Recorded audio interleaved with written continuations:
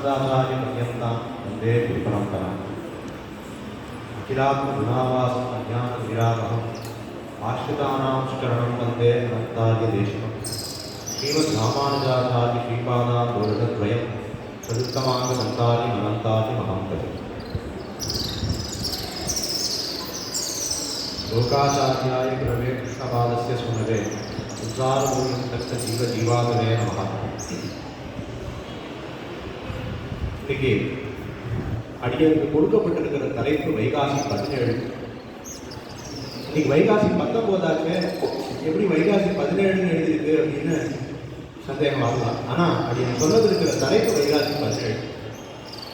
பொதுவாக நம்முடைய சம்பிரதாயத்தில் நட்சத்திரங்களை ஆழ்வார்கள் ஆச்சாரியர்கள் திருவவதாரம் செய்த நட்சத்திரங்கள், பெருமாள் பெரிய பிராட்டியார் இவர்கள்லாம் திருவவதாரம் செய்த நட்சத்திரங்கள் ரொம்ப உயர்த்தியாக கொண்டாடப்படும். 10 நாள் உற்சவம் என்ன திருவரங்கத்தை இப்போ நம்மாழ்வாருடைய அவதார உற்சவம் 10 நாள் உற்சவம் நடந்துருக்கு. இன்னைக்கு 3வது நாள். இப்படி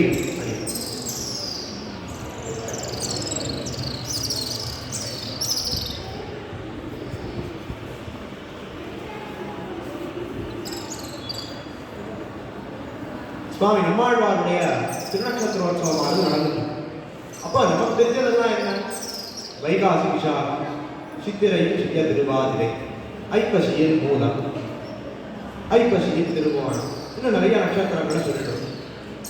இதை தவிர இன்னும் கொஞ்சம் உள்ள புகுந்து பார்த்தா சில திதிகள் ரொம்ப முக்கியமான திதிகளாக சொல்லப்படுது. சுவாமி மணவாள மாமுனியினுடைய திருவத்தேனம் அது இந்த ஸ்ரீரங்கத்தை ரொம்ப விசேஷமாக கொண்டாடப்படுது. அது போல ஒரு சில திதிகள் நம்பெருமாளுடைய உற்சவங்கள்ல சில உற்சவங்கள் தெப்போற்சவம் போன்ற சில உற்சவங்கள் திதி கணக்கில் நடக்கிறது, நட்சத்திர கணக்கில் நடக்காத. அதனால சில நேரங்களில் திதிகளை ஞாபகம். இது என்னமோ வித்தியாசமா வைகாசி மாதம் 17ஆம் தேதி அப்படின்னு ஒரு அமைப்பு இருக்கிறது. இது ஒரு பெயர் ஏற்பட்டு விட்டது ஒரு நிகழ்வுக்கு. அது என்ன நிகழ்வு, அந்த நிகழ்வுக்கு ஏன் வைகாசி 17 பேர் வந்தது? அதை முதல்ல சுருக்கமாக சொல்லிடுறேன். ஏன்னா வைகாசி 17 வைகாசி 17 10 தடவை சொல்லியாச்சு. வைகாசி 17 தான் ஸ்ரீரங்கம் பெருமாள் ஸ்ரீரங்கம் வந்தார். எப்போ அயோத்தியாவிலிருந்து தர்மவர்மா பிரார்த்திச்சு விபீஷணன் பெரிய பெருமாளை ஏடம் பண்ணிட்டு சந்திர புஷ்கரணி கரையில இன்னைக்கு அனந்த செய்யாங்கிற சேமிப்பீடத்தை எழுதிருக்காரு. அந்த பீடத்துக்கு வந்தாரா அப்படின்னா அவ்வளவு பின்னாடி போக வேண்டாம். ஒரு 700 வருஷத்துக்கு முன்னாடி நம்பெருமாள் ஸ்ரீரங்கத்தை விட்டு வெளியே போனார். 650 வருஷத்துக்கு முன்னாடி நம்பெருமாள் இந்த வைகாசி 17ஆம் தேதி திருவரங்கத்திற்கு திரும்பி வந்தார். இந்த விஷயத்தை தான் சுருக்கமாக அனுபவிக்க இருக்கிறோம். இதுல சில இடங்கள்ல சில வித்தியாசமான பெயர்களை நாம் சொல்லிதான் ஆக வேண்டி இருக்கிறது. அந்த பெயர்களை தவிர்க்க முடியாது. ஏன்னா அந்த பெயர்களை தெரிந்து கொள்ள வேண்டும். ஸ்ரீரங்கமானது ஆச்சாரியர்களுடைய காலத்திலே, அதாவது சுவாமி பெருமானார் காலத்திலே, அதுக்கு முன்னர் ஆளவந்தார் நாதமிகள் காலத்திலே, பின்னர் பட்டர் காலத்திலே, நஞ்சியர் பிள்ளை போன்ற ஆச்சாரியர்கள்லாம் தர்ஷன நிர்வாகம் பண்ணி கொண்டிருந்த காலத்திலே ரொம்ப செழுமையான அழகான ஒரு திவ்யதேசமாக ரம்யமாக இருந்து வந்தது. சுவாமி பிள்ளை லோகாச்சாரியர் 120 திருநட்சத்திரம் எழுந்தருளியிருந்தார். அவருடைய காலத்திலே பிரதானமாக எந்த உபகிரமங்களும் இல்லாமலே தான் இருந்தது. சுவாமி பிள்ளை லோகாச்சாரியருடைய அந்திம தசையிலே, அதாவது சுவாமியுடைய 110 திருநட்சத்திரத்துக்கு அப்புறம் இன்னி தேதியில கணக்கு சொல்லணும் அப்படின்னா 1311வது வருஷம். இன்னைக்கு 2025 சொல்றோம் இல்லையா? அதுபோல 1311வது வருஷம் ஸ்ரீரங்கத்துக்கு முதல் ஆபத்து ஏற்பட்டது. ஆபத்துனா என்ன அப்படின்னா, வடக்கே ஒரு கும்பல் வந்து இங்கே கொள்ளையடித்தார்கள், யுத்தம் செய்தார்கள், பலரையும் கொன்றார்கள். தட்சிண பாரதத்தில் அதுக்கு முன்னாடி யுத்தமே நடந்தது இல்லையா? அந்த யுத்தங்கள்லாம் நடக்கிறச்சே திருவரங்கத்துக்கு ஒன்றும் ஆகலையே. இந்த யுத்தத்தில் என்ன வித்தியாசம்? இன்னும் நியாயமாக சொல்லணும்னா யுத்தங்கள் நடந்து அந்த யுத்தங்கள்ல அரசர்கள்லாம் ஜெயிக்க ஜெயிக்க நம்பெருமாளுடைய செல்வமானது பெருகிக் கொண்டே தான் போச்சு. சுந்தரபாண்டியன் அப்படின்னு ஒரு அரசன், அவன் சோழர்களுடைய ராஜ்யத்தை, அந்த ஆட்சி காலத்தை முடிவுக்கு கொண்டு வந்து பாண்டியர்களுடைய ஆட்சி காலத்தை நிறுவினான். இது சுவாமி பூரணநாராயணனுடைய காலம், அதாவது பட்டர் காலம். அந்த காலத்துல அந்த அரசன் கங்கை கொண்ட சோழபுரத்தை ஜெயிச்சு பிரமாதமா பெரும் செல்வத்தோட வந்தான். அவன் இங்க திருவரங்கத்து திருக்காவேரியில தன்னுடைய பட்டத்து யானை மேலே தான் ஏறி அமர்ந்து தன்னுடைய பணியாளர்கள் எல்லாம் அவனுக்கு சாமரம் வீச, ஒருத்தர் கொடைப்பிடிக்க, அத்தனை பேரும் துலாபாரத்தினுடைய ஒரு தட்டுல இருந்து அவன் ஜெயித்த அந்த சொத்து, செல்வம், தங்கம் இதை எல்லாத்தையும் இன்னொரு தட்டுல நிறுத்தினான். இதுக்கு பேர் கஜதுலாபாரம் அப்படின்னு பேர். அந்த கஜதுலாபாரம் காவேரியில பண்ணினான். அத்தனை சொத்து, அத்தனை தங்கம், அத்தனை செல்வத்தையும், யானையினுடைய எடைக்கு நிகரான தங்கத்தை திருவரங்கத்து பெருமாளுக்கு சமர்ப்பித்தான் அந்த அரசன். அவர் அதை தவிர நிறைய கைங்கரியங்கள் பண்ணியிருக்கார். அடியே இந்த உதாரணத்தை மட்டும் எடுத்ததுக்கு காரணம், யுத்தம் முடிஞ்சா ஸ்ரீரங்கம் இன்னும் இல்லை செழுமையாகணும், அந்த நியாயத்தான் அப்ப இருந்தது. 1311 என்ன வித்தியாசம் ஏற்பட்டது அப்படின்னா, துலுக்கர்களான விலேச்சர்களாக திருவரங்கத்திற்கு தொந்தரவு ஏற்பட்டது. அவர்கள் விக்கிரக வழிபாட்டை எதிர்ப்பவர்கள். அவளால செய்ய முடியாததை மற்றவர்கள் செய்தால் அதை பார்த்து ரசிக்கிறதுக்கோ அல்லது அதை ஒத்துக்கொள்வதற்கோ மனமில்லாதவர்கள். அதனால கலைநயம் மிக்க மண்டபங்களையும், தூண்களையும், கோபுரங்களையும், கோவில்களையும் இடிப்பதை வேலையாக செய்து வந்தனர். 1311 முதல் தடவையா ஸ்ரீரங்கத்துக்கு வந்தா லட்சக்கணக்கான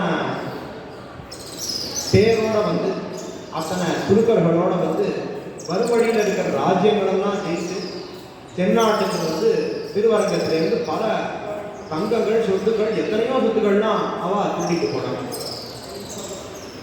அப்படி எடுத்துட்டு போறச்ச திருவரங்கம் அழகிய மணவாளனையும் எடுத்துட்டு போயிட்டான் நம்பெருமாள்.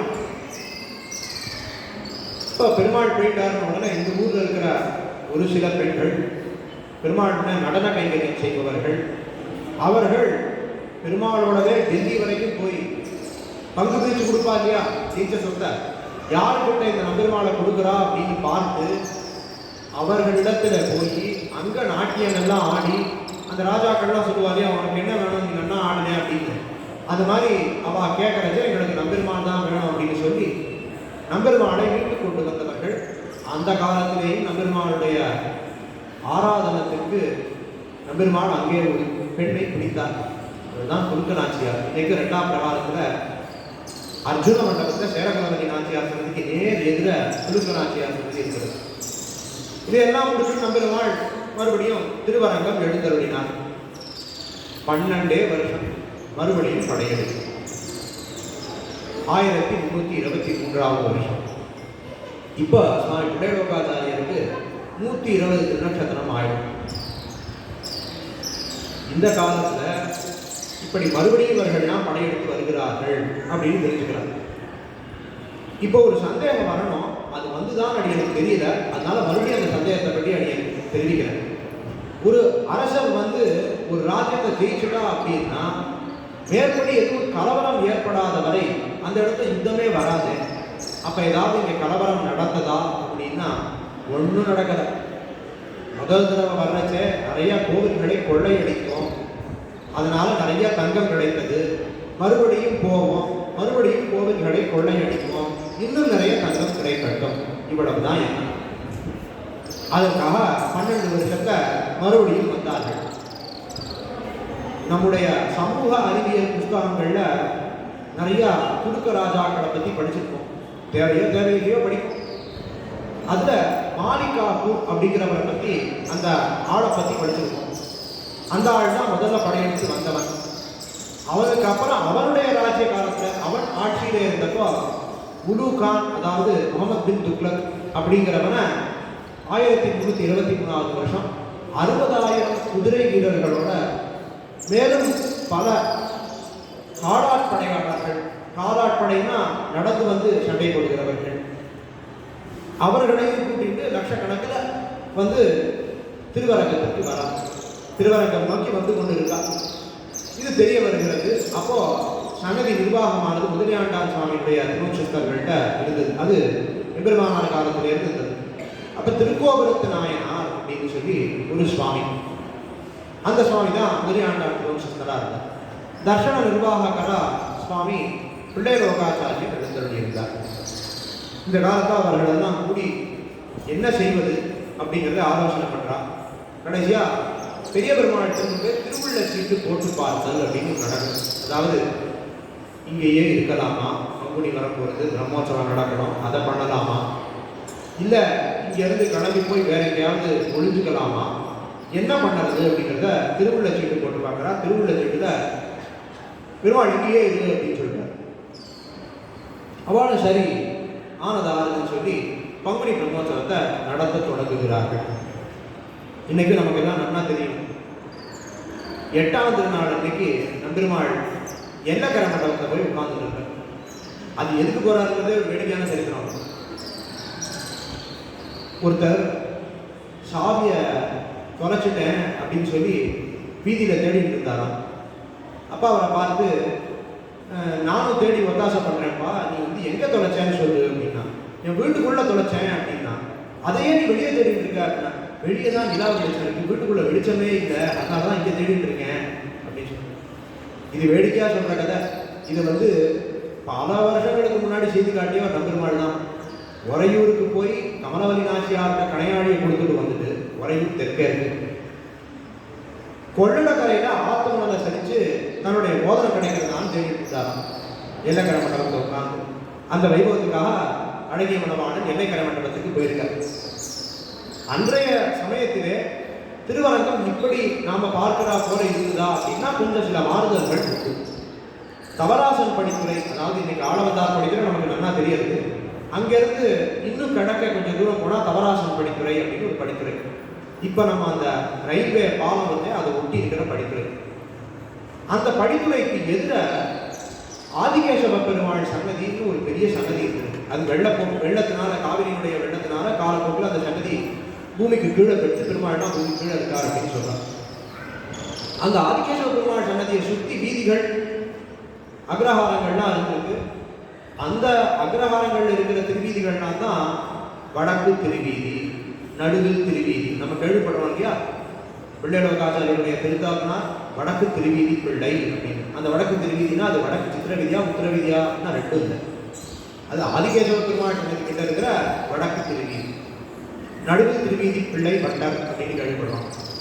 அது வடக்கு திருவீதியா சித்திரவீதியா உத்தரவீதியான்னு சந்தேகம் வரும். நடுவில் திருவீதி தான், ரெண்டு வீதிக்கு நடுவில் இருக்கா என்ன எதுவுமே தெரியாது.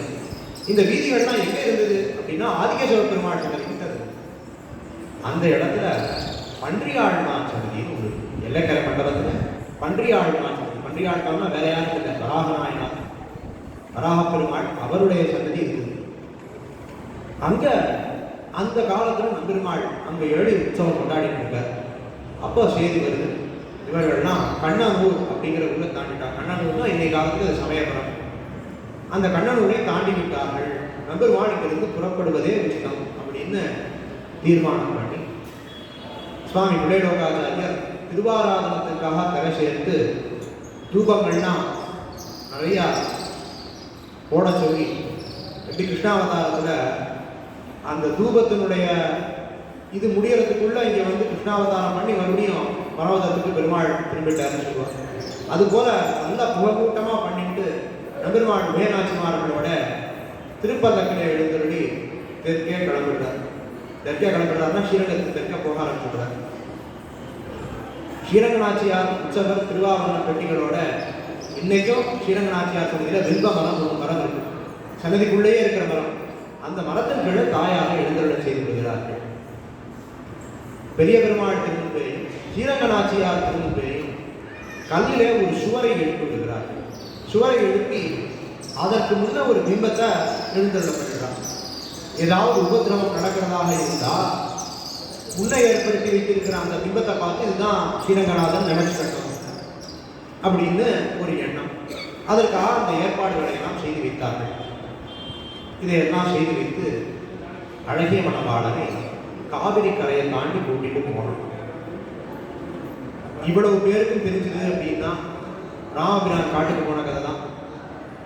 சுத்தம் எல்லாம் பின்தொடர அப்படின்னு மொத்த அயோத்தியும் அவர் கூட போயிட்டு இருந்தது. ஒரு ராத்திரி ஏமாத்தி தான் அவர் கடக்க முடிஞ்சது ஆற்றை. அதுபோல இங்கே அழகியவனவாளனும் அந்த புகையெல்லாம் ஏற்படுத்தி திருக்காவேரியை தாண்டி தொண்டைமான் காடுகள் அப்படின்னு சொல்லி இன்றைக்கு திருச்சிராப்பள்ளி அந்த இடத்துக்கு தொண்டைமான் காடுகள் பேர். அந்த காலத்து காடாக இருந்தது. அந்த காடுகளுக்குள்ள பெருமாள் புரிஞ்சு விடுகிறார். சுவாமி பிள்ளைலோகாச்சாரியனும் அவருடைய பிள்ளைலோகாச்சாரியருடைய சிஷ்யர்கள் திருமலையாழ்வார் அப்படின்னு சொல்லப்படுகிற திருவாய்மொழி பிள்ளை அவருடைய திருத்தாயார் அவர்களெல்லாம் பெருமாளுடைய மேற்படி எடுத்துள்ளார். இங்க ஸ்ரீரங்கத்துல அரையர் அப்படின்னு ஒருத்தர், அதாவது இன்னைக்கு நாம சேவிக்கிற திருவரங்க பெருமாள் அரையர் அல்ல, அரசர் அப்படிங்கிற ஒரு பெயர் அடைமொழியை கொண்ட அரையர். பஞ்சு கொண்டான் அப்படின்னு ஒரு சுவாமி. அந்த சுவாமி தான் அப்படி அவர்களை எந்த விதமான ஒரு எதிர்ப்பும் இல்லாத அவர்களை வந்து எல்லாத்தையும் எடுத்துட்டு போங்கோ அப்படிங்கிறா போல நாம் இருக்கக்கூடாது, எதிர்க்க வேண்டும் அப்படின்னு 3ஆம் பிரகாரத்தை தயார் செய்ய ஆரம்பிக்கிறார். அதுக்குள்ள கொள்ளிடக்கரைக்கு அந்த கும்பல் வந்து உற்சவ நிமித்தமா அங்க எழுந்தருளிருந்த 12,000 ஸ்ரீவைஷ்ணவர்கள், 12,000 பேர், 12,000 பேர், அந்த 12,000 பேருடைய தலைகளையும் வெட்டுகிறார்கள். நிராயுதபாணி, ஆயுதம் கையில் இல்லாதவர்கள், ஆயுதபாணின்னா கையிலே ஆயுதம் வைத்திருப்பவர்கள், நிராயுதபாணிகள்னா கையில் ஆயுதம் இல்லாதவர்கள். பெருமாள் சேவிக்க குறைச்ச யார் ஆயுதத்தோட உட்கார்ந்து இருப்பார்? நிராயுதபாணிகளாக இருக்கிற 12,000 பேருடைய தலைகளை வெட்டி அங்கே அவர்களை கொன்று மேற்படி திருவரங்கத்துக்கு வந்தார், கோவிலுக்கு வரார். அப்ப 3ஆம் திருச்சுற்று, அதாவது ஆரியவடாள் வாசல், பரமவத வாசல், இது ரெண்டுக்கும் இடைப்பட்ட திருச்சுற்று. நம்ம திருமடப்பள்ளி, ஊஞ்சல் மண்டபம், துவஜாரோகண மண்டபம், பவித்ரோற்சவ மண்டபம், கூழ்கோடை மண்டபம், இதெல்லாம் சேர்க்கிறோம் இல்லையா? ஏகாதசி மண்டபம்னு சொல்லிக்கிற அந்த குலசேகர திருச்சுற்று. அந்த திருச்சுற்றுக்குள்ள கொட்டாரத்தில் இருந்த நெல், நெய், இப்படி தேவையான விஷயங்கள்லாம், ஒரு முற்றுகைக்கு தேவையான விஷயங்கள் எல்லாம் உள்ளே கொண்டு வந்து வைக்கிறார்கள். அவர்கள் மெல்ல மெல்ல உள்ள வந்து ஊரில் இருந்த அத்தனை வீடுகளையும் கொளுத்தி இரவோடு இரவாக வீடுகளை எல்லாம் இடித்து, வெளிப்பிரகாரங்களிலே இருந்த மண்டபங்களையும் மதுல்களையும் இடித்து 1.5 நாள் சண்டை போடுறா அந்த 3ஆம் திருச்சுற்றுடைய வாசல். அதாவது பரமவத வாசல் அங்கேயும் ஆரியவடாள் வாசல்லையும் இன்னும் 1.5 நாள் சண்டை போடுறா. பலத்த சேதத்தை இந்த பஞ்சுகொண்டான் சுவாமி தலைமையிலான ஸ்ரீவைஷ்ணவர்கள் அவர்களுக்கு ஏற்படுத்துகிறார்கள். ஏதோ ஊர்காவலுக்காக இருந்த ஆயுதங்கள், மேற்படி கொட்டாரத்தை என்னென்ன வஸ்துக்கள் இருக்கோ, இங்கே நமக்கே தெரியுது பெருமாள் இடப்பட்டது பெருசு பெருசாக முக்கிய வாரைகள்லாம் இருக்கு. அந்த வாரைகளில் குதிக்கிற நெய்யை கொட்டி விடுறது, யானைகளுக்கு மதம் பிடிக்க செய்கிறது, குதிரைகள் இவைகளெல்லாம் மிரளச் செய்து சந்திர புஷ்கரணியிலே தள்ளுதல், இப்படியாக பல யுக்திகளை கையாண்டு 1.5 நாள் யுத்தத்தை தாக்குப்பிடிக்கிறார்கள். அதுக்கு மேல முடியாது, ஏன்னா யானைகள் வந்து கதவை உடைத்து விட்டன. அப்ப இந்த பஞ்சுகொண்டான் சுவாமி பரமவத வாசல், இன்னைக்கு நம்ம பரமவத வாசல்ல பரமவத வாசலுக்கு நேர் எதிர தொண்டைமான் கோவிலுக்கு போறதுக்கான ஒரு சின்ன வழி இருக்கும். இப்பதான் பெரியவனோட செஞ்சவாட அந்த வழியை தான் வெளியே அனுப்புறான். அந்த தொண்டைமான் கோவில்னு பேரு அந்த மண்டபத்துக்கு. அது வெளியே இருக்கிற அந்த சின்ன வாசல், இதுக்கு இடைப்பட்ட பகுதியில பஞ்சுகொண்டான் சுவாமி கடைசி வரை இருந்து நான் சண்டை போட்டுட்டு தான் இருப்பேன் அப்படின்னு சொல்லி உள்ள வந்தவர்களையும் விடாத சண்டை போட்டுட்டே இருக்க. அந்த இடத்திலேயே சுவாமி திருநாள் அலங்கரிக்கிறார். அந்த சுவாமிக்கு இந்த பெருமாள் வைகாசி 17 திரும்பி வந்ததுக்கு அப்புறம் பல சில 100 வருஷங்கள், ஒரு 400 வருஷமாவது குறைஞ்சபட்சம் கணக்கில் அவருக்கு ஒரு அருளப்பாடு இருந்திருக்கு. அந்த இடத்துக்கு நம்பெருமாள் வந்து இன்னொன்று பஞ்சுகொண்டானுக்கு அருளப்பாடு இருந்திருக்கிறது. அதுக்கப்புறம் வேற காரணங்களால் மறுபடியும் இது போல யுத்தம் நடந்து ராஷ்டிரகுல வீரர்கள் எல்லாம் ஆங்கிலேயர்களுக்கு எதிராக அவர்களை தடுத்து நிறுத்தி அவர்களை உள்ள வரவிடாமல் பண்ணிடுறான் 3ஆம் பிரகாரத்துக்குள்ள. அதனால அவர்களுக்கு அருளப்பாடு ஏற்பட்டது. இன்னைக்கு அது இல்லாத இருக்கிறது. அந்த பஞ்சுகொண்டான் சுவாமி அவ்வளவு எத்தனங்களை செய்து இதையெல்லாம் பண்ணி வைக்கிறார். அவர்கள் உள்ள வருகிறார்கள். உள்ள வந்து இந்த மண்டபங்களையும் கோபுரங்களையும் விமானங்களையும் தகர்க்க துவங்குகிறார்கள். எங்கே செல்வம் இருக்கிறது, எங்கே தங்கம் இருக்கிறதுன்னு தேட ஆரம்பிக்கிறார். வரலாற்று ஆசிரியர்கள் அடியை சொல்றது நம்ம சம்பிரதாயத்தில் இருக்கிற ஆச்சாரியர்கள் சொல்ற வார்த்தையை தவிர மத்தியஸ்தர்களாக ஸ்ரீ வைஷ்ணவ சம்பிரதாயத்துக்கு சம்பந்தம் இல்லாதவர்களாக வெறும் வரலாறாக எழுதக்கூடியவர்கள் அவர்கள் சொல்லுகிற விஷயம் என்ன அப்படின்னா 9,000 மணங்கு தங்கம் இங்கிருந்து போயிருக்கு. துவஜஸ்தம்பமும் பலிபீடமும் ஸ்வர்ணத்தினாலே செய்யப்பட்டிருந்திருக்கிறது. அது அழிந்தது.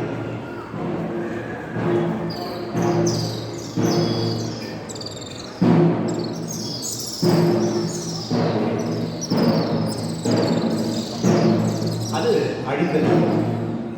அதுக்கு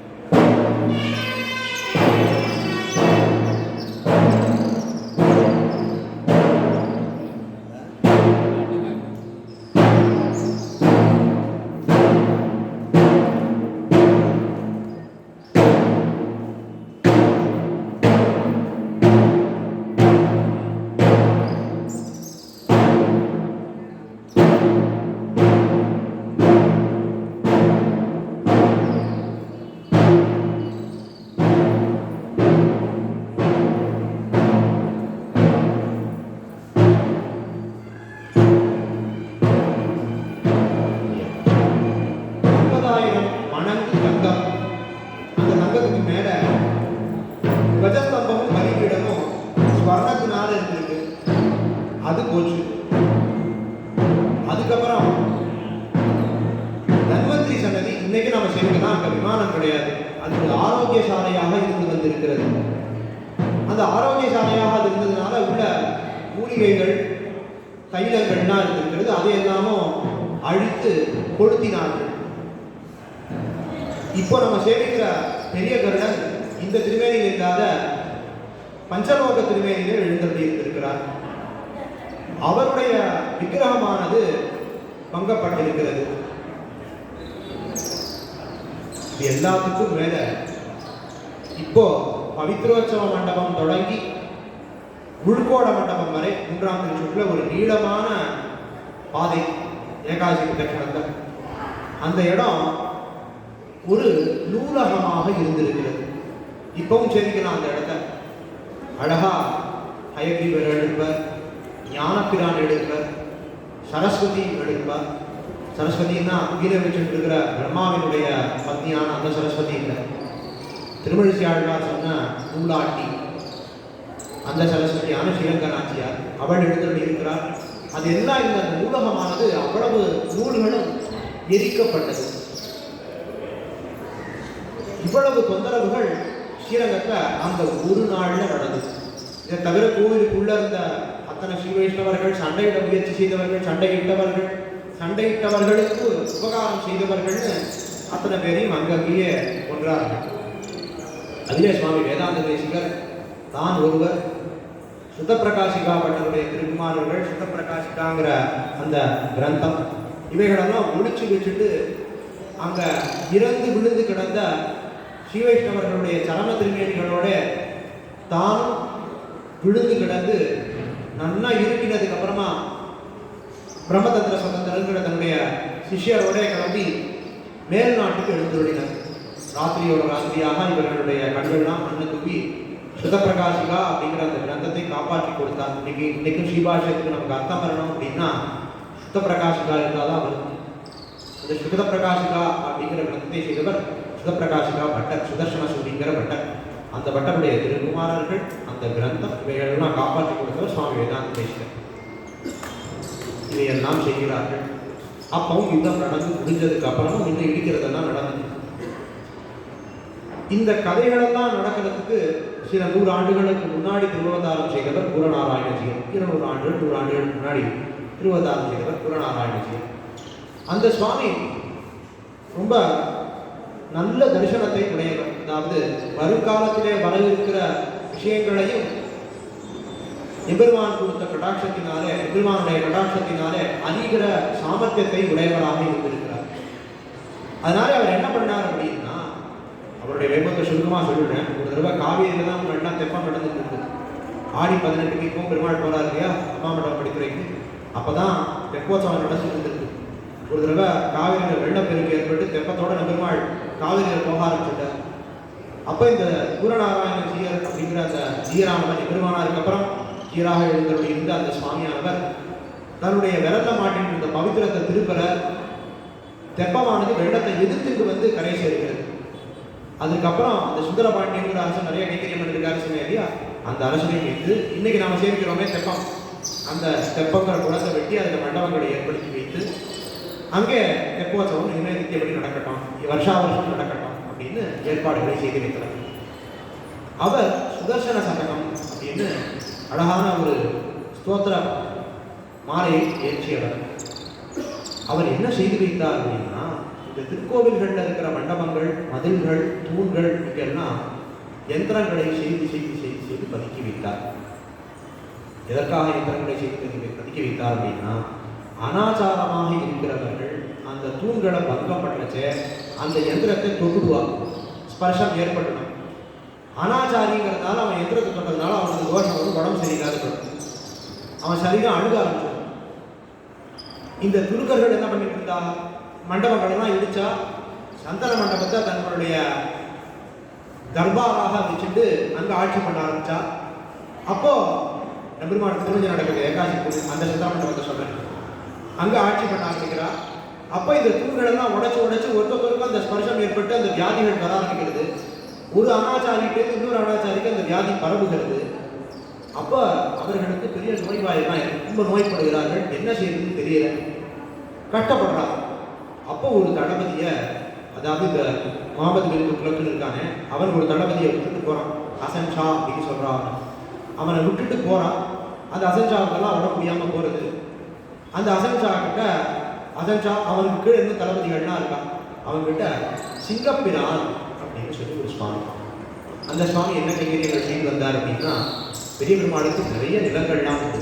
அந்த நிலங்கள் எல்லாம் ஏடுபடுத்தி இந்த நிலங்களிலே இருந்து இவ்வளவு நெல் பெரிய பெருமாளுக்கு இந்த வருஷம் வந்து சேர்ந்தது, இந்த இடத்திலே இருந்து இவ்வளவு வந்து சேர வேண்டும், இதையெல்லாம் கணக்கு பார்த்து வைத்துக் கொள்ளுகிறவர் அந்த சுவாமி.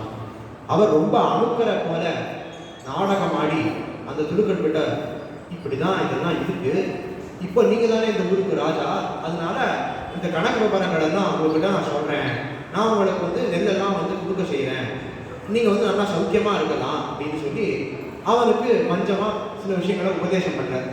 அவனும் இவர் வந்து ரொம்ப நல்லவர் போயிருக்கு, நமக்கெல்லாம் ஏதோ ஹிதம் சொல்லுகிறார் அப்படின்னு நினைச்சிட்டு இருக்கார். அப்போ ரொம்ப சாமர்த்தியமாக சிங்கப்பிரான் இன்னொன்றும் செய்கிறார். அது என்னன்னா, இனிமேலும் நீங்கள் இந்த கோபுரத்தை இடிச்சுட்டு மண்டபங்களை இடிச்சுட்டு இந்த கோவிலுக்குள்ளேயே இருந்துட்டு இருக்காதீங்களோ, 2 ஆறு ஓடுறது, நிறையா நீரினாலே பரவக்கூடிய நோய்கள் இந்த ஊருக்கு வந்துட்டே இருக்கும், அதனால இங்கே இருக்க வேண்டாம், கண்ணனூர் கிட்ட ஒய்சலர்களுடைய கோட்டை இருக்கிறது, அங்கே கொஞ்சம் செப்பனிட்டு நீங்கள் அங்கே போய் தங்கிக்கலாம் அப்படின்னு சொல்லுகிறார். அதை செப்பனிடுறதுக்காக சில மதில்களை உடைச்சு அந்த கோட்டை, இங்கே மதிலை உடைச்சு அந்த கண்ணை அங்கே எடுத்துட்டு போய் அந்த கோட்டையை சரி செய்தார்கள் அவர்கள். அப்பவும் விடலை, அதுக்கப்புறமே ஏதோ உபதிரவம் பண்ணிட்டு தான் இருந்தான். அப்போ வெள்ளையம்மாள் அப்படின்னு இந்த நடன கைங்கரியம் செய்கிற ஒரு பெண், அவளுக்கு தாங்க முடியலை. அவளே இவர்களுக்கு ரொம்ப அணுக்கர்களை போகிறதான், ஏன்னா உயிர் வாழணும் பழி வாங்கணும்னா அதுதான் பண்ணணும் அப்படின்னு சொல்லி அவள் அப்படி இருந்தான். ஒரு தளபதியை கூப்பிட்டு, எனக்கு நம்பெருமாள் எங்கே போனாலும் தெரியும், ஸ்வர்ணங்கள்லாம் எங்கே இருக்கு தெரியும், ஏன் அவர்களுக்கு நம்பெருமாள் வேணும் அப்படின்னா அதை சொல்ல விட்டுட்டாங்க. நம்பெருமாளுடைய விக்கிரக திருமேனியானது அந்த சௌந்தரியம் வந்து எங்கேயும் அவ்வளவு சுலபத்தில் அமையாது. யார் யாரோ வினைச்சர்களுக்கெல்லாம் கூட அந்த ஆசை நம்பெருமாளுடைய திருமேனியை சேவிக்கிறச்சே ஏற்படும். அது அவருடைய சௌந்தரியம், அவருடைய குணம். அப்படி இருக்கிற அந்த சௌந்தரியமான அந்த திருமேனியில அந்த சௌந்தரியத்தை ரசிக்க தெரியாத, அதுல ஏதோ மாயை இருக்கு, அந்த மாயை இருக்கிற சிலையை பின்னப்படுத்திடணும், அந்த மாயை இருக்கிற சிலையை பார்த்துதான் துடுக்கலாக இருந்த ஒரு பெண் இந்த விக்கிரகத்தினோடையே போய்விட்டாள் அப்படின்னு சொல்லி நம்பெருமாளுடைய விக்கிரகத்தையும் பங்கம் பண்ணணுங்கிறதுக்காக வந்தார். அந்த நம்பெருமாள் எங்கே போனார்னு எனக்கு தெரியும், ஸ்ரீரங்கராஜன் ஆனவர் எங்கே போனார்னு எனக்கு தெரியும், தங்க சொத்து நகைகளெல்லாம் இவர்கள் எடுத்துட்டு போனார்கள், எந்த பக்கம் எடுத்துட்டு போனார்கள்னு எனக்கு தெரியும் அப்படின்னு சொல்லி கூட்டிட்டு போய் வெள்ளை கோபுரம், இன்னைக்கு வெள்ளை கோபுரம் கிழக்க இருக்கு இல்லையா, அந்த கோபுரத்துக்கு மேலே இருக்கு, இங்கே தான் போனார்கள், கிழக்க காட்டுறான். தெற்கே போனார்கள் அவர்கள், இவன் கிழக்க காட்டுறான். இந்த அம்மாள். அப்ப அவன் எங்கே தெரியும், நன்னா பாரு நன்னா பாருன்னு அந்த நுனியை கொண்டு வந்து அவனை வெளியே பிடிச்சி தள்ளி விட்டுட்டு அவன் அப்படியே அங்கிருந்து விமானத்தை செஞ்சுட்டு உள்ள பிடிச்சுடுறான். இன்னைக்கு இந்த கோபுரத்துக்கு வெள்ளை கோபுரம் அப்படின்னு பேர் ஏற்பட்டதுக்கு காரணம் அது வெள்ளை வர்ணத்தை இருக்கு அப்படிங்கிறதுனால இல்லை. கொஞ்சம் சின்னவாளுக்கு தெரிஞ்சிருக்காது, ஆனால் ஓரளவுக்கு பெரியவாளுக்கு தெரிஞ்சிருக்கும். ஒரு 20 வருஷம் இந்த 2002 சம்பரமணத்துக்கு முன்னாடி எல்லா கோபுரமும் அந்த மாதிரி தான் இருக்கும், ஒரு மாதிரி வெள்ளையாக தான் இருக்கும். 2002 சம்பரமணத்துக்கு அப்புறம் தான் எல்லா கோபுரங்களும் இந்த மாதிரி வர்ணங்களோட இருக்கு. அந்த வெள்ளை கோபுரம் மட்டும் வெள்ளையா இருக்கு. அது வெள்ளை கோபுரங்கிறது வெள்ளையா இருக்கிறதுக்கு காரணம் அந்த வெள்ளையம்மாள் அப்படிங்கிற அவருடைய அந்த தியாகத்தை காட்டுவதற்காக அங்கே வர்ணங்கள் இடப்படுவது. அதனால் அது அப்படியே வெள்ளை கோபுரமாகவே நின்று விட்டது. இப்படி பலருடைய தியாகங்கள் இருக்கிறது. அவள் உள்ள குதிச்சாலே அந்த குதித்தவள் அப்படியே உயிரை விடாத குதிச்சுட்டு இருக்கான். இதை உழுதுட்டான் அப்படின்னோடனே அவனுடைய ஆள்லாம் வந்து பார்த்துட்டு இவன் மேலே ஏறி எதையோ பார்த்துருக்கான் போது இருக்கு, இவனா தடுக்கி கீழே விழுந்துட்டான் நினைச்சுட்டு விட்டுட்டான்.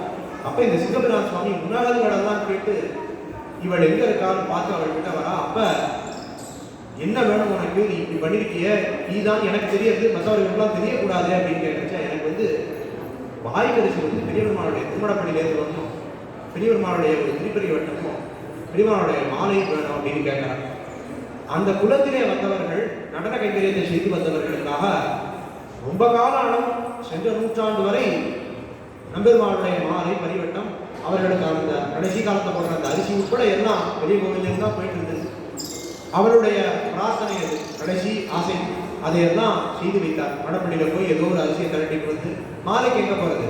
அந்த வேளையில சுவாமி பெருமானார் அங்கே அழகிய மணவாளம் அப்படிங்கிற கிராமத்து பக்கத்தில் ஒரு அழகான கண்ணன் சந்தையை ஏற்படுத்தி வைத்தார். ஒரு காலத்தில் இந்த ஸ்ரீரங்கம் கோயிலானது வைகானசர்களால ஆராதனை செய்யப்பட்டு வந்ததாக நடுவிலே மாறி இருந்தது.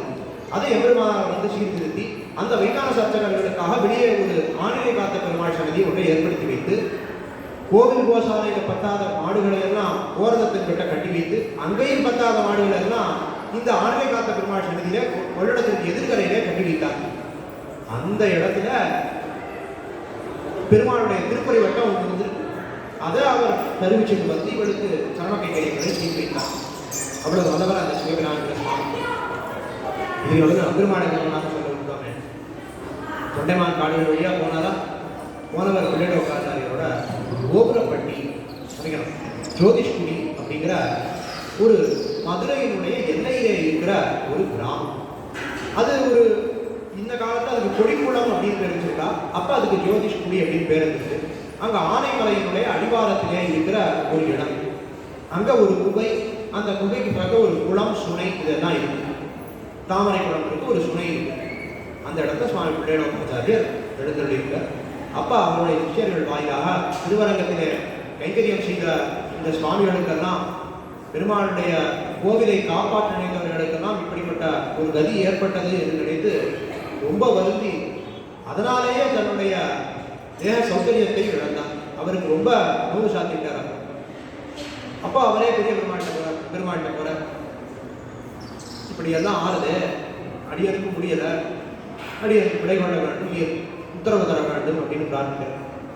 அப்ப அழகிய மணவாளனும் பிள்ளையோகாச்சாரியருக்கு உமக்கும் விடு தந்தோம், உம்முடைய சம்பந்தம் பெற்றாருக்கும் விடு தந்தோம் அப்படின்னு சொல்லி பிள்ளையோகாச்சாரியர் பரம காரணிகர். 120 வயசு அதுக்குன்னு சொல்றோம் அந்த சமயத்தில் சுவாமிக்கு. அவர் எடுத்து அங்கிருந்த புல்லு எறும்பு இப்படிப்பட்ட ஓரறிவு ஈரறிவு ஜீவன்களை எல்லாம் தொட்டு இவருடைய ஸ்பர்ஷம் ஏற்பட்டது இல்லையா, அதனால ஒரு சம்பந்தம் கிடைச்சது இல்லையா, அந்த சம்பந்தத்தினால அந்த எறும்பு புல்லெல்லாம் மோட்சம் போகணும் அப்படின்னு ஆசைப்பட்டவர் அந்த சுவாமி பிள்ளையோகாச்சாரியர். இதை சொல்றச்சே இதுக்கு முன்னாடி இப்படி ஒரு வைபவம் எங்க நடந்தது அப்படின்னா ராமபிரான் செய்தார். அயோத்தியில அத்தனை ஜீவன்களையும் அங்கிருந்து அத்தனை பேரையும் கூட்டிட்டு தான் சரையூரை இறங்கி அத்தனை பேரையும் கூட்டிட்டு போனோம். சம்பிரதாயத்தை பெருமாள் அப்படின்னு ராமரை சொல்லுவது உண்டு. ஏன்னா இவர் பெரிய பெருமாள், பெருமாளாலே ஆராதனை பண்ணப்பட்டதுனால இவர் பெரிய பெருமாள். இவர் பெருமாள், இதை செய்தவர். இரண்டாவதா செய்தவர் பெருமாள் தான். எப்படி பெருமாள் அப்படின்னா பெருமாள் கோவில் பெருமாள். பெருமாள் கோவில்னா காஞ்சி தேவ பெருமாளுடைய சன்னதி அத்திகிரி. அங்க இருக்கிற பெருமாள் தேவ பெருமாள். அவருடைய திருவவதாரம் யார்? சுவாமி பிள்ளையோகாச்சாரியர். எந்த வைபவத்தினாலே அறிகிறோம்? மணற்பாக்கத்து நம்பி வைபவத்தினாலே அறிகிறோம். மணற்பாக்கத்து நம்பின்னு ஒரு ஸ்ரீவைஷ்ணவ சுவாமி. அவர் அவருடைய கணக்கிலே வந்து தேவபெருமாள் ராசியார்த்தங்கள்லாம் உபதேசம் பண்ணிட்டு இருக்கார். ஒரு நாள் ராசியார்த்தத்தை உபதேசம் பண்றது நிறுத்திட்டு 2 காவேரிக்கு 2 உபய ஆற்றுக்கு நடுவிலே சென்று கேளும் அப்படின்னு விடுறார். அவரும் திருவரங்கம் வரார், அழகி மணவாளனை சேவிக்கிறார். அப்புறம் காட்டழகி சிங்கர் சன்னதிக்கு போறார். அங்கே சிங்கப்பெருமாளை சேவிச்சுட்டு கீழே இறங்கி வரைச்ச எந்த இடத்துல தேவபெருமாள் நிறுத்தினாலும் அந்த இடத்துல பிள்ளைலோகாச்சாரியர் சொல்லிட்டு இருக்கார். அப்ப அவரோனீர் அப்படின்னு அந்த சுவாமி கேட்கிறார்.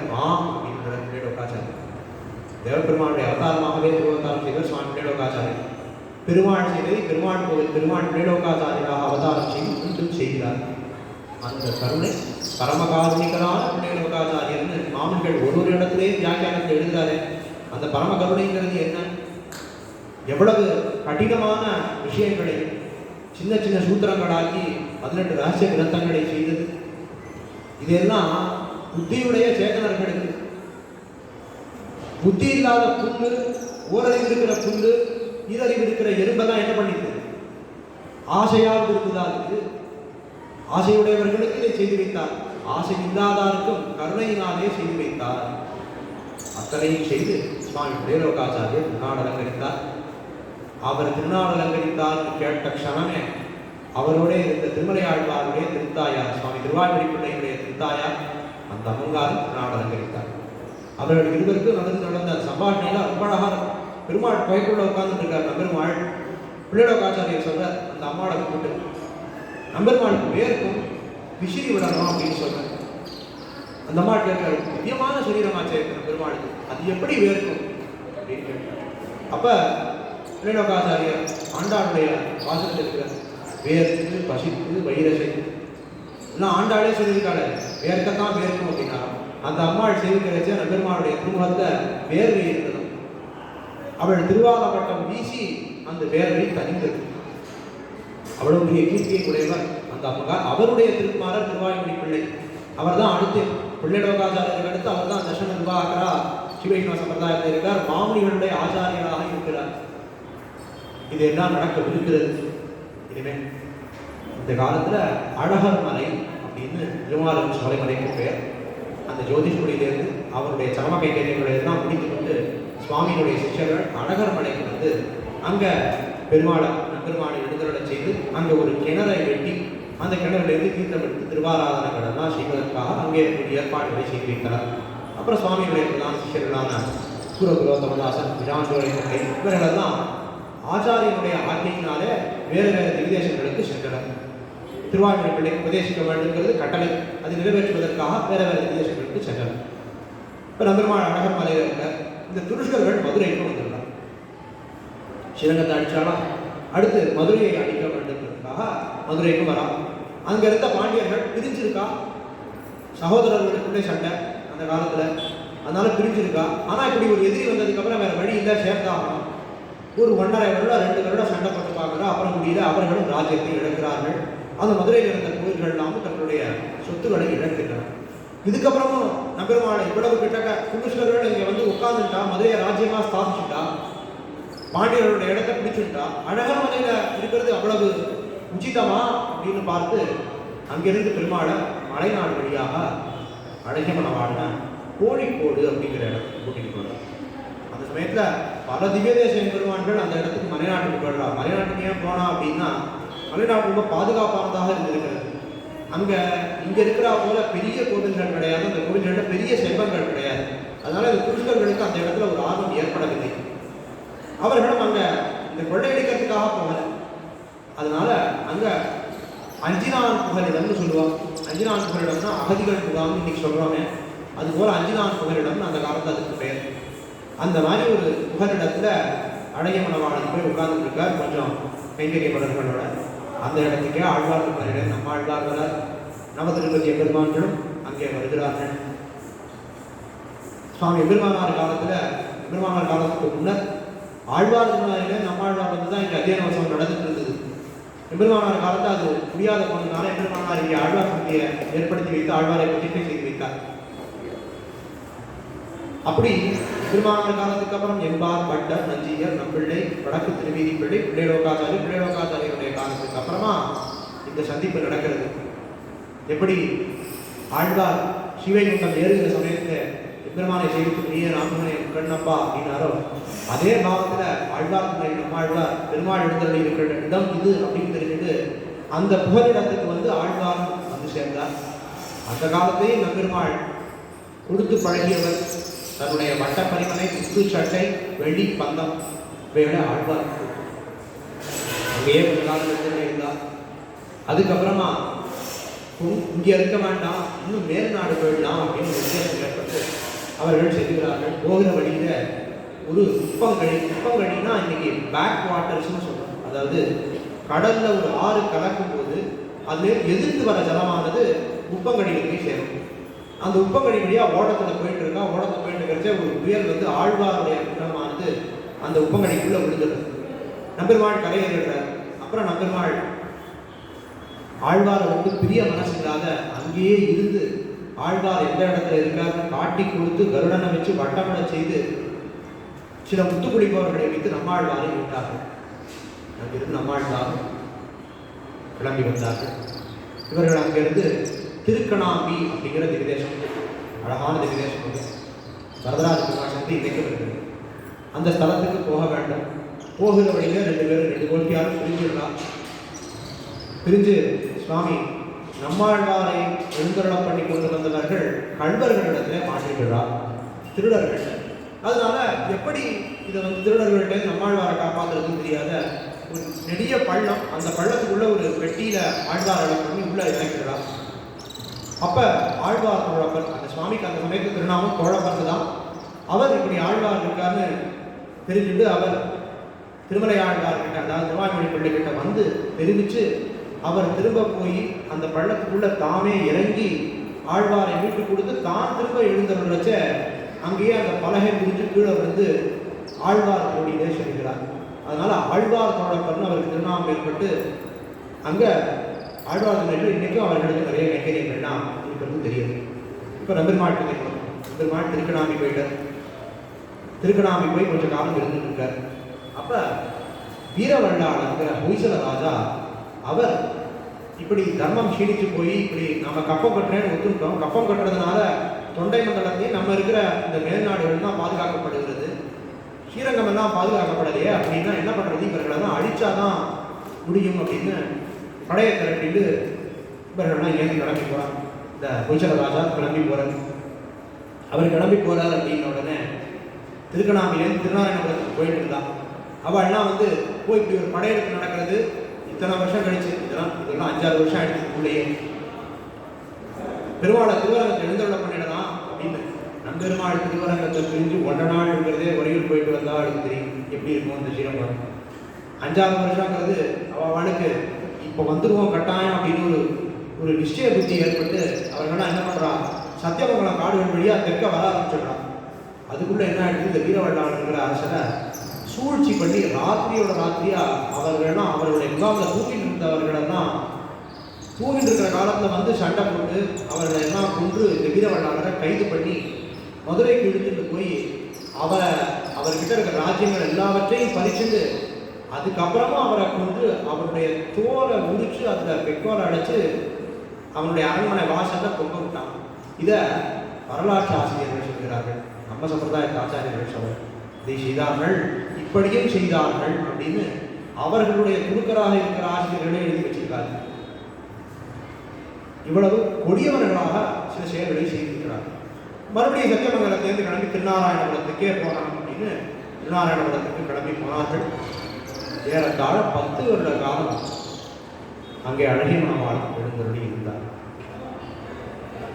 அதுக்கப்புறம் இந்த 10 வருஷ காலத்துல பெருமாள் ஒரு இடத்துக்கு வந்துட்டார் அப்படிங்கிற ஒரு எண்ணம் ஏற்பட்டு இன்னும் கைகரியம் செய்து கொண்டிருந்தவர்கள் எல்லாமும் பல பேர் தங்களுடைய குடும்பங்கள் எங்கே இருக்கார்கள் எல்லாத்தையும் பார்க்கணும் அப்படின்னு கொஞ்சம் கொஞ்சமா பிரிய ஆரம்பிக்கிறாங்க. அப்ப இந்த வீரவல்லாளர் தோத்துட்டார் இல்லையா, அவருடைய ராஜ்யத்தையும் நான் வந்து கொள்ளையடிக்கிறேன்னு சொல்லி அவர்கள் மேல் நாட்டுக்கு வர ஆரம்பிக்கிறார். அப்ப திருநாராயணபுரத்தில் நாம் இருக்கிறது உச்சிதம் இந்தவர்களுக்கு இந்த விஜயநகரத்தார் இப்போ நல்ல எழுச்சி பெற்றவர்களாக இருக்கிறார்கள். 10 வருஷம் ஆயிடுச்சு. இப்போ 1336 13 வருஷம் ஆயிடுச்சு. இப்போ விஜயநகரத்தார் உயர்ந்து மேலே வரா. சந்திரகிரி தான், அந்த சந்திரகிரிங்கிற ராஜ்யத்துக்குள்ளதான் திருப்பதி இருக்கிறது. அந்த யாதவ நாராயணங்கிற அரசர் தன்னை விஜயநகரத்தாரோட சேர்த்து கொண்டார். அதனால அந்த ராஜ்யம் ரொம்ப உச்சிதமா இருக்கு, அதனால நம்ம சந்திரகிரிக்கு திருமலைக்கு போயிடலாம் அப்படின்னு சொல்லி அவர்கள் அங்கே இருந்து கிளம்பி சந்திரகிரிக்கு போக முற்படுகிறார்கள். வெறும் 5 பேர் பெருமாள். அதுல 3 பேர் உறவினர்கள், ஒருவர் பிள்ளை, இன்னொருத்தர் அப்பா, மற்றொருத்தர் மச்சினர். அதாவது மாமா, அப்பா, பிள்ளை, இப்படி 3 பேர். அவர்களை தவிர இன்னும் 2 பேர் வர்ற வழியிலேயே தூங்கர்கள்ட்ட மாட்டிட்டுறா. அதுல ஒருத்தர் சண்டை போட்டு ஏதோ சமாளிச்சு அங்க இருக்கிறவர்களிடம்லாம் வீழ்த்தி தானும் அங்கேயே திருநாளங்கரிக்கிறார். 4 பேரா சந்திரகிரிக்கு வந்து சேர்கிறார்கள். சந்திரகிரிக்கு வந்து சேர்ந்ததுக்கு அப்புறமும் அவர்களுடைய உபதிரவம் இருந்துட்டு திடீர்னு கொள்ளையடிக்கிறதுக்காக ஒரு பெரிய கும்பல் இருந்துட்டு, அப்போ ஒரு பெரிய பள்ளம் இருக்கிற ஒரு இடமா பார்த்து அந்த இடத்துல அந்த வயசான சுவாமி, 92 வயசு அந்த குடவர், அந்த சுவாமிக்கு அவர் என்னை கயத்துல கட்டி கீழே இறக்கணும், நான் நம்பெருமாவோட கீழே போயிடுறேன், நீங்க சாதாரணமா எல்லாரும் இறங்கி வருகிற வழியில இறங்கி போய் எங்கள்கிட்ட ஒன்றும் இல்லை அப்படின்னு சொல்லிடுங்க, நான் நம்பெருமாவோட பள்ளத்தை பிடிச்சுடுறேன் அப்படின்னு சொல்லி அவர் கிட்ட சொல்றார். அவர் உதித்தவருக்கு கயறு பக்கத்துல அவரும் திருநாளங்கரிக்கிறார். இவர்களெல்லாம் வந்து பார்த்தவர்கள்ல அந்த மைத்துனராக இருக்கிற அந்த சுவாமிக்கு அவரை பார்த்த உடனே பிரம்ம பிடிச்சிடுறது, அவரும் அங்கேயே திருநாளங்கரிச்சிடுறார். மற்ற 2 சுவாமிகள் இருக்கா, அவர்கள ஒருத்தர விஷஜந்து தீண்டிடுறது, அவரால் காலையே அசைக்க முடியல, அவர் அப்படியே ஒரு இடத்துல தங்கிடுறா போல ஆயிடுது. ஒரே ஒரு புடவர் இருக்கார், ஸ்ரீராம புடவர் அப்படின்னு. அந்த சுவாமி மட்டும் சந்திரகிரி காட்டில் 19 வருஷம் நம்பெருமாளை தனியா ஆராதனை பண்ணிட்டு காப்பாற்றிட்டு, அவருக்கு பேசுற மொழி மறந்து போச்சு, உடைகள் அப்படின்னு மரப்பட்டைகளெல்லாம் எடுக்க சுற்றிட்டு இருக்கார். மரத்தினுடைய செடிகளுடைய கொடிகள், அந்த கொடிகளாக இருக்கிற பட்டைகள் அதையெல்லாம் போட்டு யஜ்யோபவிதமாக போட்டுட்டு இருக்கார். காட்டில் கிடைக்கிற கிழங்கு, அங்கே இருக்கிற ஏதோ போன்ற அருவி, அந்த ஜலத்தில் பெருமாளுக்கு திருவாராதனை ஆகிட்டு அந்த கிழங்கெல்லாம் பெருமாள் செய்துட்டு இருக்கார் நம்பெருமாள். இப்படி 19 வருஷம் போன காலத்தில் அந்த யாதவ நாராயணங்கிற அரசருக்கு சில இருளர்கள் மூலமாக இப்படி ஒரு பெருமாள் காட்டுக்குள்ள இருக்கிறார் அப்படின்னு தெரியாது. அதனால அவர் கேள்விப்பட்டு, எல்லாருக்கும் தெரியும் ஸ்ரீரங்க பெருமாள் திருநாராயணபுரத்திலேருந்து கிளம்பினார், 19 வருஷம் ஆச்சு திருமலைக்கு வரேன்னு சொல்லி கிளம்பினார். ஆனால் திருமலைக்கு வரல, ரெண்டு எங்கேயோ இருக்கணும் அப்படின்னு ஒரு வேகத்தில் இருந்தால் இப்படி ஒரு செய்தியை கேள்விப்பட்டோன்னே ரொம்ப சந்தோஷத்தோட அவர்கள் எல்லாரும் வந்து இவர் யாருன்னு கேட்க அந்த சுவாமிக்கு பயம் அதிகமாகிட்டே இருக்கு. அப்புறம் வேற வழியே இருந்தா ரெங்கான்னு சொல்லி அவரும் ரெங்கான்னு சொல்லி அந்த சுவாமியையும் பெருமாளையும் அழைச்சிட்டு திருமலைக்கு போகிறாரு. இதுக்கு நடுவில் விஜயநகரத்து சாம்ராஜ்யத்துக்கு முக்கியமான ஒரு தளபதி இருக்கார், கோபநாயகன். அந்த சுவாமிக்கு ஒரு ஸ்வப்னம் வந்துட்டே இருக்கு. ஒரு பெருமாள் காடா இருக்கு, மலையா இருக்கு, இருட்டா இருக்கு, அந்த இடத்துல இருந்துட்டே இருக்கு. அவருக்கு என்னன்னு தெரியல. அவருக்கு இந்த ஸ்வப்னம் வந்துட்டே இருக்கு, என்ன பண்றதுன்னு தெரியல. திருநாராயணபுரத்துக்கு பெருமாளை செய்து வர அங்க சுவாமி வேதாந்த தேசிகர் அவரிடத்துல இந்த விஷயத்த சொல்றார். அபீதிஸ்தவம்ங்கிறத அந்த சமயத்தை தான் சுவாமி இயற்றியது. அப்ப இது போல அழகமணமாளன் இங்கே திருநாராயணபுரத்தில் திருமலைக்கு கிளம்பினார். இன்னும் அங்கே போய் சேர்ந்ததாக செய்தி வரவில்லை. அவரை நீ வீட்டுக்கு கொண்டு வந்து திருவரங்கத்திலே சேர்க்க வேண்டும் அப்படின்னு சொல்லி அந்த கோபநாரியரை ஆசீர்வாதம் பண்ணி அவரை அனுப்பி வைத்தார். அந்த கோபநாரியரும் இருட்டு, மலை, காடு, பெருமாள் இதையெல்லாம் கோர்த்து பார்த்து அது திருமலையாக தான் இருக்கணும்னு நிச்சயம் பண்ணிட்டு போய் முதல்ல திருமலையப்பனை சேவிப்போம். திருமலையப்பனை சேவிக்க வருகிறார். சேவிக்க வர்றச்சே திருவேங்கடமுடையான் இருக்கார். பக்கத்தே கஸ்தூரி திலகத்தோட அபயஹஸ்தத்தோட ஒரு பெருமாள் சூழ்ச்சிக்கிறார்.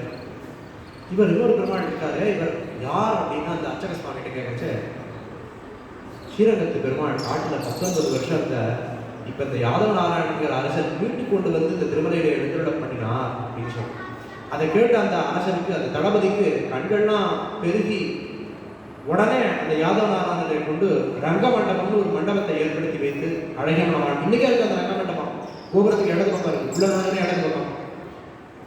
அந்த மண்டபத்தை ஏற்படுத்தி வைத்து அங்கே அழகமணவாளன் எழுந்தருளச் செய்தார். அப்பவே சபதம் செய்தார், அழகமணவாளன் திருவரங்கத்திலே கொண்டு சேர்ப்பேன். அவருடைய சபதத்திற்கேற்ப தன்னுடைய அரசர்களிடத்திலே எல்லாம் பேசி உத்தரவுகளை எல்லாம் வாங்கி முதல்ல தொண்டை மண்டலத்தை ஜெயிக்க வேண்டும் அப்படின்னு சம்புவரையர்கள்ட்ட இருந்த தொண்டை மண்டலத்தை ஜெயிச்சு, அப்ப கம்பளன்னு ஒரு இளவரசர் இருந்தார், குக்கருடைய பிள்ளை. அந்த இளவரசருக்கும் கனவு வந்துட்டே இருக்கு, இது போல மீட்க வேண்டும்ங்கிறது. அவருடைய மனைவி கங்காதேவிங்கிறவள் ரொம்ப அழகாக ஒரு காவியத்தை எழுதினாள், சமஸ்கிருத காவியம் மதுரா விஜயம் அப்படின்னு. மதுரையை விஜயநகரத்தால் ஜெயித்தது தான் அந்த இடத்துல சொல்லப்பட்ட காவியம். நம்ம கேள்விப்படுறோம் இல்லையா, ரகுவம்ச மகாகாவியம், நிறைய காவியங்கள்லாம் இருக்கு இல்லையா, அதுல இவளும் ஒரு காவியத்தை ஏற்றுகிறாள். அது மதுரா விஜயம் அப்படின்னு இருக்கிற அந்த காவியம். அந்த காவியத்துல அவள் என்ன சொல்றா அப்படின்னா, இந்த ஸ்ரீரங்க நகரமானது எப்படி இருக்கு அப்படின்னா, பிணங்களோட காடை போல ஓநாய்களும் நதிகளும் சுத்திட்டு சிறந்தினி பட்சிகள் பறந்து, மேலும் தலைக்கு மேல இருக்கிற விமானம் விழுந்து நம்பெருமாள் பெரியபெருமாள் திருமேனி மேல விழுந்துடக்கூடாதுங்கிறதுக்காக அந்த ஆதிசேஷன் இன்னும் வளைந்து முன்னே வந்து அதை தன்னுடைய இதிலேயே தன்னுடைய சிரசிலே தாங்கி கொண்டிருக்கிறார். இந்த நிலையிலே தான் ஸ்ரீரங்கம் இருக்கிறது அப்படின்னு அவர் எழுதியிருக்கார். அதாவது சமகாலத்திலே இருந்து பார்த்தவள் எழுதி வைத்த வார்த்தை அப்படி இருந்து இதையெல்லாம் அவள் தன்னுடைய பக்தாவிடத்திலே சொல்லி நாம சீக்கிரம் போய் ஜெயிக்கணும் அப்படின்னு பண்றா. தொண்டை நாட்டை ஜெயிச்ச உடனே வடக்கே இருக்கிற துலுக்கர்களால விஜயநகரத்தாருக்கு தொந்தரவு ஏற்படுகிறது. அந்த யுத்தம் நடக்கிறது 10 வருஷம் போயிட்டு, இந்த 10 வருஷத்துக்குள்ள இந்த கோபநாரியரால பெருமாளை பிரித்து ரொம்ப காலம் இருக்க முடியல. அதனால என்ன பண்ற, திருமலையில் இருந்த பெருமாளை சிங்கவரம் அப்படின்னு இருக்கிற விஷ்ணு சிச்சி அங்க இருக்கிற ரங்கநாத சித்திக்கு எழுந்தருளை பண்ணி விடுகிறார். தனக்கு பக்கத்தில் இந்த பெருமாள் இருக்கணும் அப்படிங்கிற ஆசையினால அவர் அடிக்கடி போய் சேவிச்சுட்டு இருக்கார். அந்த 10 வருஷம் ஆச்சு. 1371ஆம் வருஷம். எந்த வருஷம் கிளம்பினார்? 1323.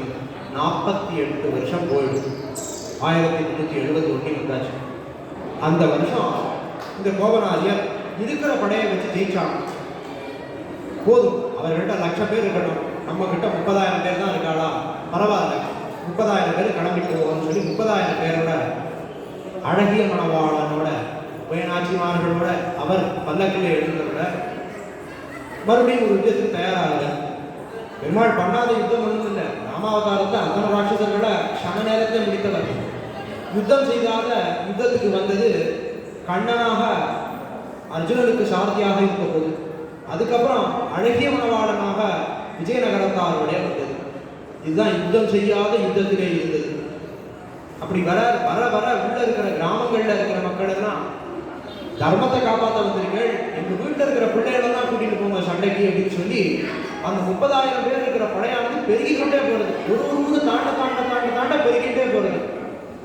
அப்புறம் அவர்கள்லாம் என்ன பண்ணா, இந்த வழியில இருக்கிற ஊரை மட்டும் பார்த்தா பத்தாது, அதற்கு பக்கத்து ஊர்களுக்கும் ஆளை என்ன அனுப்புவோம், எல்லாருக்கும் செய்தி அனுப்புவோம். இது போல விஜயநகரத்தார் படையெடுத்து வந்து கிருஷ்ணர்களை முடிக்க இருக்கிறார்கள், வீட்டில் இருக்கிற ஆளெல்லாம் அனுப்புவோம் அப்படின்னு சொல்லி பெரும் படை சேர்கிறது.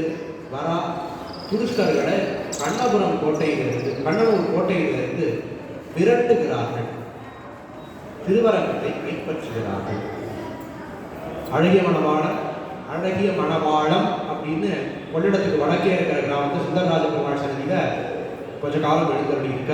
ஏன்னா ஸ்ரீரங்கத்தினுடைய நிறைய அப்படி இருக்கிறது. இப்போ சொல்லியிருந்தேன் இல்லையா, இதெல்லாம் சுத்தி செய்ய வேண்டி இருக்கிறது, கழிவுகள் அந்த இதெல்லாம் அகற்ற வேண்டி இருக்கிறது, மண்டபங்கள் இடிந்து விழுந்தவைகள்லாம் செப்பனிட வேண்டி இருக்கிறது. அது 1 மாச காலம் சமயமாச்சு. அந்த 1 மாச காலத்துக்குள்ளே இவர்கள் மதுரைக்கு போய் மதுரையும் ஜெயிக்கிறார்கள். பெருமாளுடைய அனுகிரகத்தினாலே ஜெயித்தவர்கள்லாம் திரும்பி வரா. திரும்ப அழகிய மணவாளத்துக்கு வரதுக்குள்ள ஓரளவுக்கு ஊரே சுத்தியா இருக்கும். பெருமாள் வர வேண்டிய காலத்துல, அழகிய மணவாளத்திலேருந்து கிளம்ப வேண்டிய காலத்துல 3 நாள் தொடர்ந்து மழை பெய்யுது அப்படின்னு சொல்லி சொல்கிறார் திருவரங்கத்தில். அவ்வளவு மழை பெய்து அந்த இடத்தை சுத்தி செய்து அழகிய மணவாளன் கொள்ளிட ஆற்றினுடைய வடக்கு கரையிலே இறங்கி தெற்கு கரையான ஸ்ரீரங்கத்திலே எழுந்தவுடைய நாள் வைகாசி 17. அன்றைய தினம் அந்த உயர்த்திக்காக இந்த ஒரு நாள் மட்டும்தான், மற்ற திவ்ய தேசங்கள்லையும் கிடையாது. இந்த ஒரே ஒரு திருவரங்கத்தில் மட்டும்தான் நாள் கணக்கில் மாசத்தை சொல்லி நட்சத்திரத்தை சொல்லாத, மாசத்தை சொல்லி திதியை சொல்லாத இந்த நாள் அப்படின்னு சொல்லி உற்சவம் இதனாலே தான் ஏற்பட்டது. அழகிய மணவாளன் திருவரங்கம் திரும்பினார், வந்தார், தன்னுடைய மண்டபத்திலே எழுந்தருளினார். நடுவில் இடைப்பட்ட காலத்தில் மற்றொரு பெருமாளை எழுந்தருள பண்ணியிருந்தார்கள். அந்த பெருமாளால் இந்த பெருமாளால் சந்தேகம் ஏற்படுகிறது. அந்த காலத்திலே ஒரு துணி துவைக்கிறவர் வண்ணான், அவர் ஒருத்தர் தான் வயசானவர், 90 வயசுக்கு மேற்பட்டவர். மற்றவர்கள்லாம் யுத்தத்தில் போயிட்டார். அவரை கூப்பிட்டு யார் பெருமாள்னு கண்டுபிடின்னு சொன்னால் அவருக்கு கண்ணு தெரியல. சரி, எனக்கு 2 பெருமாளுக்கு திருமணம் பண்ணி ஈர வஸ்திரத்தை கொடுங்க, ஈர வாடகைத்தை நான் எடுத்துக்கிட்டு சொல்லிடுவேன் அப்படிங்கிற ஈரவாட தீபத்தை ஸ்வீகரிச்சுட்டு இங்கே வந்தாரே, எல்லா ஊருக்கும் போயிட்டு வந்தாரே, இவர் தான் பெருமாள், இவர் தான் இங்கே இருக்க வேண்டியவர்னு சொல்லிடலாம். நடுவு காலத்தில் எழுந்தவன் இந்த பெருமாள் திருவரங்க மாளிகையார் என்கிற திருநாமத்தோட யாக வேறராக பெரிய பெருமாள் திருவடிகளுக்கு பக்கத்திலே எழுந்திருக்கிறார். இப்பவும் சேவிக்கலாம். இந்த அழகிய மணவாளன் மறுபடியும் செய்யப்படுகிறார். தன்னுடைய ஆஸ்தானத்திலே கல் திரை விளக்கப்படுகிறது.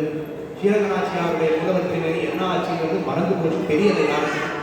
நூதனமாக மற்றொரு மூலவர் திருமேனியை செய்து எழப்படுகிறார்கள்.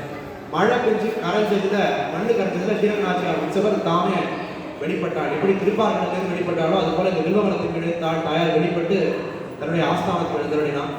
கைங்கரியங்கள்லாம் தொடர்ந்து நடக்க ஆரம்பிக்கிறது. அப்போ அரையர் சுவாமி தாளம் சேர்க்கிற தாயார் சந்தையில் வந்து அந்த கல்தரைக்கு பின்னாடி மற்றொரு சன்னதி இருக்கிறது, மற்றொரு இடம் இருக்கிறது. இந்த கல்தரை விளக்கு பார்த்தா பழைய ஸ்ரீரங்க நாச்சியார் உள்ளே எழுந்தருளி இருக்கிறார். எந்த உள்ளே கிடையாது போல ஒரு 2 நாச்சியார், ஸ்ரீரங்கத்தை மட்டும் உண்டு. உள்ள இருக்கிற நாச்சியார் இந்த கலாப காலத்துக்கு முன்னத்திலிருந்தே இருக்கிற ஸ்ரீரங்க நாச்சியார். கல்தரை ஏற்பட்டதுனால அந்த ஸ்ரீரங்க நாச்சியாரை இதுதான் தெரியல. அதனால மறுபடியும் ஒரு ஸ்ரீரங்க நாச்சியாரை இடம் பண்ணார். அந்த ஸ்ரீரங்க நாச்சியார் தான் முன்னாடியில் உற்சவர் பக்கத்தில் இருக்கிற நாச்சியார். இதுதான் ஸ்திதி. இதுக்கு அப்புறமாக ரொம்ப சிரமப்பட்டு ஒரு அரசர்களும் ஒரு யுத்தம் நடந்தால் அது எவ்வளவு பொருட்செலவு ஏற்படுத்துங்கிறது இன்னைக்கு நமக்கு தெரியாது. அவ்வளவு செலவுகளுக்கு மத்தியில் இன்னும் நிறைய பிரயத்தனப்பட்டு ஒரு அரசர்களும் ஒரு கிராமத்து மக்களும் தானியங்கள் பசுக்கள்னு அத்தனையும் கொண்டு வந்து சமர்ப்பிச்சு விருபாட்சங்கிற அந்த விருப்பண்ண உடையார் அந்த விஜயநகர அரசன் அவருடைய பெரும் முயற்சியினாலே திருவரங்கத்தில் அத்தனை காலம் கழிச்சு சித்திர உற்சவம் நடந்தது. அதனால தான் இன்னைக்கு விருப்பன் திருநாள் அப்படின்னு சித்திர உற்சவத்துக்கு பேர். பெரிய திருநாள் அவ்வளோ பெரிய 21 நாள் 21 நாள் உற்சவம் நடக்கிறது, அத்தியான உற்சவம். அந்த உற்சவத்துக்கும் கூட கிராமத்திலேருந்து அத்தனை மக்கள் வந்து சேவிக்க வர மாட்டார். வருஷத்துக்கு ஒரு முறை ஸ்ரீரங்க நாச்சியாரோட நம்பெருமாள் சேர்ந்து இருக்கிறார். சேர்த்தி அதுக்கும் கிராமத்து ஜனங்கள் அத்தனை பேர் வந்து இருக்க மாட்டாங்க. இந்த விருப்ப திருநாளுக்கு ஏன் வரா அப்படின்னா, இந்த கோவிலுக்கு செல்வம் இல்லாத இருந்த ஒரு காலம். அந்த காலத்துல அவர்களெல்லாம் கொண்டு வந்து நெல்லை சமர்ப்பிச்சு, அவர்களெல்லாம் கொண்டு வந்து மாடுகளை எல்லாம் கொடுத்து இப்பவும் செய்கிறார்கள். சித்திரத்தை முடிஞ்ச உடனே வீதியில ஒரு மாட்டினுடைய முதுகுல மேளத்தை கட்டி வீதி முழுக்க அடிச்சுட்டே வருவான் 4 வீதியும். இந்த மாட்டை நாங்கள் திருவரங்கத்து பெருமாளுக்கு கொடுக்குறோம், இந்த ஸ்ரீ வைஷ்ணவர்களை தான் நீங்கள் பார்க்கணும் அப்படிங்கிறதுக்காக. அவர்களெல்லாம் அவ்வளவு செய்து அவர்களுக்கு செல்வத்திலே சிறந்தவர்களாக இந்த கலாச்சாரத்தையே மறந்தவர்களாக இருந்த காலம். ஏன்னா மறக்கடிக்கப்பட்டது, அவர்களாக மீண்டும் மறக்கிற பாவம். அவர்களுக்கு மீண்டும் ஒரு புத்துணர்ச்சியை போல திருவரங்க பெருமாள் எழுந்துள்ளது. நம்ம கிட்ட இருந்த செல்வத்தையெல்லாம் கொடுத்து இந்த உற்சவத்தை நடத்தி வைத்தார்கள். அப்படிப்பட்ட மகிமை, அப்படிப்பட்ட ஏற்றத்தை உடைய அந்த நாள் வைகாசி 17ஆம் நாள். அந்த வைபவத்தை அடியனுக்கு சொன்ன வாக்கியத்தை கொடுத்தது சுவாமி. அதற்கு சுபக்கதை உடையவனாக ஆகிறேன். ஆழ்வார் ஆச்சாரிய